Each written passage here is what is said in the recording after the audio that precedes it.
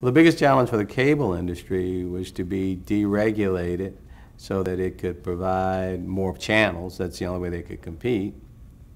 And also to get the right to be distributed without huge costs on telephone poles, because cable companies didn't own the poles. The poles were owned either by the electric company or the power company.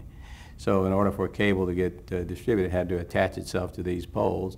And of course, the power companies and the telephone companies with a monopoly wanted to charge an exorbitant price to the cable companies. The telephone companies didn't even want them to exist.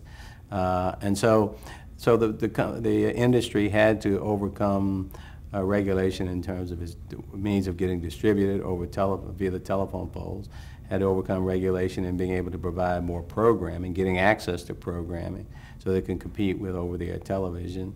And of course, it had to have some clarity to local regulations so that if you're going for a franchise, you wouldn't be totally at the mercy of local politics. There was some sense of national rules and regulations governing how cities had to respond to cable franchising.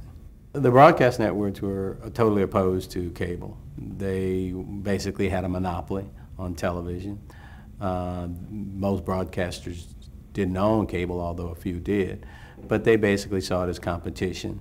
And you had at that time mainly 3 broadcast networks at the network level, and local TV stations. And the local TV stations, 2 or 3 or maybe 4 to a market, didn't want to have any other competition coming in for the eyeballs that they sell to advertisers.